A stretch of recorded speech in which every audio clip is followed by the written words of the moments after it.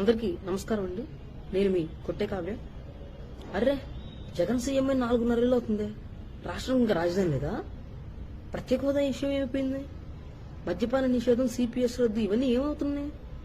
ఆడపిల్లలు లెక్కలేనంతగా అదృశ్యమైపోతున్నారే. వీటి గురించి ఎవ్వరు స్పందించట్లేదు ఎందుకు? సంక్షేమ పథకాలు ఇస్తున్నారే, మరి రైతుల ఆత్మహత్యలు, యువత ఉపాధి అవకాశాలు లేకుండా ఆత్మహత్యలు చేసుకుంటూ వలసెళ్లిపోతుంటే మీ సంక్షేమ పథకాలు దేనికి? సంపద సృష్టించలేనప్పుడు సంక్షేమ పథకాలు ఇచ్చి ఉపయోగం ఏంటి? కుడి చేత్తో ఇచ్చి ఎడం చేత్తో లాక్కుంటున్నారే. ఇది ప్రజలను మభ్యపెట్టడం కాదా? ఇలా ప్రజల సమస్యల్ని, రాష్ట్రంలో ఉన్నటువంటి ప్రతి ఒక్క సమస్యని జనసేనాని వచ్చి ప్రశ్నిస్తున్నప్పుడల్లా ఏదో ఒక అవరోధాలు సృష్టిస్తూనే ఉన్నారు. ఆయన వ్యక్తిగతంగా విమర్శిస్తూనే ఉన్నారు. సో ఆయన పెళ్లిళ్ళ గురించి, ప్యాకేజీ స్టార్ అని, దత్తపుత్రుడని, ఇవన్నీ పాచంతకాయ పచ్చడైపోయింది. కొత్తగా ఏది దొరికితే ఏది పట్టుకుని వైరల్ చేద్దామా, ట్రోల్ చేద్దామా అని బాగా ప్రయత్నిస్తున్నట్లున్నారు.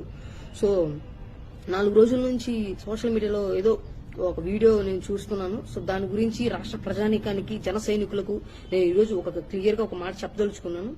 ఏంటంటే, నేను సందీప్ గారిని అంటే నేను నాయకురాలు అవ్వాలనుకుని నేను అక్కడ జాయిన్ అయ్యానని చెప్పని అంటున్నారు. నేను చెప్పాను సందీప్ అన్న మీకు, నేను నాయకురాలు అవ్వాలనుకుంటున్నాను మీకు చెప్పాను. నేను ఒక నాయకుడు, సమాజం కోసం నిస్వార్థంగా పనిచేసే ఒక నాయకుడికి ఎప్పుడు నేను ఒక సైనికురాలుగా ఉండాలనుకుంటున్నాను. మీతో పాటు చాలా మంది ఆఫీస్ నుంచి బయటకు వచ్చారు, నిజమే. వాళ్ళందరూ బాగానే ఉన్నారే, మీరొక్కర్లే ఎందుకు ఇప్పుడు బయటకు వచ్చి ఇలా మాట్లాడుతున్నారు? మీకు బయట బ్రతకడం చేత కావట్లేదా? తోట కిషోరు, కొట్టే కావ్య, దేవరాజు ఇలాంటి వాళ్ళందరూ నిస్వార్థంగా చేసిన వీళ్ళ యొక్క నిజాయితీతో చేసిన వీళ్ళ కష్టాన్ని మీరెందుకు ఇలా రోడ్డుకి ఇడుస్తున్నారు? మీరెందుకు మీ సొంత రాజకీయ లబ్ధి కోసం ఈరోజు మాట్లాడుతున్నారు?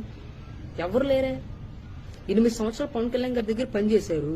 అడుగుతున్నారు కదా కళ్యాణ్ గారిని, నాకేమైనా కళ్యాణ్ గారు ప్రతిసారి ప్యాకేజ్ ఇచ్చారా? అరే, నువ్వు కరెక్ట్ గా ఉండి, నువ్వు సమర్థవంతంగా పనిచేసుకుంటూ ఉండు, నీకు ఒక జీవితాన్ని ఇచ్చాడు ఆయన. 8 సంవత్సరాలు ఆయన దగ్గర పనిచేసావు. భారతదేశం, ఈ భూమి మీద జనసేన పార్టీ కేంద్ర కార్యాలయం ఒక్కటే ఉంది. ఆ ఒక్కడాన్ని కొన్ని కోట్ల మంది దేవాలయంగా భావిస్తారు. ఆ దేవాలయాన్ని 8 సంవత్సరాలు మీరు పనిచేశారు, అది మర్చిపోతున్నారు. ఆయన దగ్గర పనిచేసిన అన్నాళ్ళు పవన్ కళ్యాణ్ వీరుడు, సూర్యుడు, ధీరుడు అని చెప్పని బాగానే ప్రమోట్ చేసుకున్నారు. బయటికి రాగానే బుద్ధి చూపించేస్తున్నారు. ఒకవేళ నిజంగా మీకు అన్యాయం జరిగినట్లయితే దానికి పోరాడాల్సిన మార్గం ఇంకొకటి ఉంటుంది, వేరే దారిలో వెళ్ళొచ్చు. ఇలా మీ వెనకాల ఎవరున్నారో తెలుసు, ఎవరివన్నీ చేపిస్తున్నారో తెలుసు. మరొక్కసారి కొట్టే కావ్య, తోట కిషోరు, లేకపోతే అంటే మీలాంటి వాళ్ళు ఇంకా ఆ వర్గంలో ఉండొచ్చు. వాళ్ళందరూ ఎవరున్నారు ఏంటనేది తొందరలోనే తెలుస్తుంది. సో వాళ్ళని కూడా తీసుకొచ్చి మీరు కూర్చోబెట్టి మాట్లాడే ప్రయత్నాలు జరుగుతున్నాయని మాకు తెలుసు. మీకు అన్యాయం జరిగితే దానికి పోరాడాల్సిన విధానం ఇది కాదు. ఒక చెల్లెలుగా చెప్తున్నాను, దానికి ఇంకొక విధానంలో మీరు వెళ్లి పోరాడండి. ఇంతకు మించి మీరు ఎక్కువ స్టెప్ తీసుకోవద్దని కోరుకుంటున్నాను. మీరు నిజాయితీగా పోరాడితే ఇదే కొట్టే కావ్య మీ వెనకాల వచ్చి నిలబడుతుంది, అది గుర్తుపెట్టుకోండి. సో మీ పద్ధతిని ఎక్కడైనా మార్చుకుని ఎలక్షన్ ముందు ఇటువంటి స్టంట్లను యూజ్ చేయకుండా రాష్ట్రం కోసం, ప్రజల కోసం నిస్వార్థంగా మళ్ళీ కష్టపడుతూ మీ అంతటా మీరు ఒక మంచి గుర్తింపుతో బతకండి. సో ప్రజలకు కూడా అర్థమై ఉంటుందండి, ఇబ్బంది ఏం లేదు. అందరూ ప్రశాంతంగా బయట పనులు చేసుకుంటున్నారు. పవన్ కళ్యాణ్ గారే గవర్నమెంట్ ఉద్యోగం ఇవ్వలేదు ఎవరికి. గవర్నమెంట్ ఉద్యోగాలు ఇచ్చి ఇక్కడ కూర్చుంటే నేనే మిమ్మల్ని పెంచి పోషిస్తానని లేదు. నిజాయితీగా పనిచేసిన వాళ్ళు, పనిచేయని వాళ్ళు సింపుల్ గా ఒకటేనండి.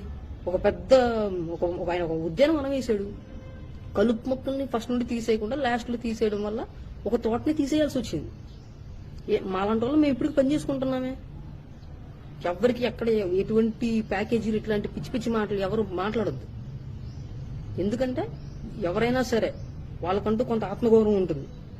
మా వరకు పవన్ కళ్యాణ్ గారు స్పందించాలి, అధిష్టానం స్పందించాలంటే ఎందుకు స్పందిస్తారా? మీకు అధిష్టానం ఎందుకు స్పందించాలి? ఇప్పుడు కూడా నేను వచ్చి ఎందుకు స్పందిస్తున్నానంటే కేవలము తోట కిషోరు, కొట్టే కావ్య, దేవరాజు ఇటువంటి నిస్వార్థంగా పనిచేసిన వాళ్ళ యొక్క క్రెడిబిలిటీని మీరు ఉపయోగించుకుంటున్నారు. మా ఫోటోలు, మా పేర్లు మీరు వాడుకుంటున్నారు. మీరు కరెక్ట్ అయిన దారిలో వెళ్లి మీరు మాట్లాడండి, మేము సపోర్ట్ చేస్తాం. కానీ మీరు ఇతర లబ్ధి కోసం మీతో ఎవరు మాట్లాడుతున్నారో తెలుసు, మీరు ఎలా మాట్లాడుతున్నారో తెలుసు. పిచ్చి పిచ్చి విషయాలు మాత్రం ఇట్లాంటి ఎప్పుడు యూజ్ చేయకండి. మా పేర్లు ఇట్లాంటి లాగొద్దు. సో ఆఫీస్ నుంచి బయటకు వచ్చిన వాళ్ళు అందరు నిస్వార్థంగా పనిచేసుకుంటున్నారు మంచిగానే.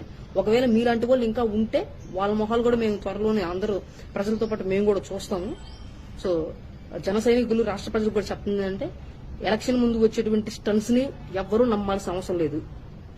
ప్రజలు పడుతున్న ఇబ్బందుల గురించి, పార్టీ బలోపేతం గురించి మాత్రం ఆలోచించాలని మనస్ఫూర్తిగా కోరుకుంటున్నాను. జై జనసేన, జై హింద్.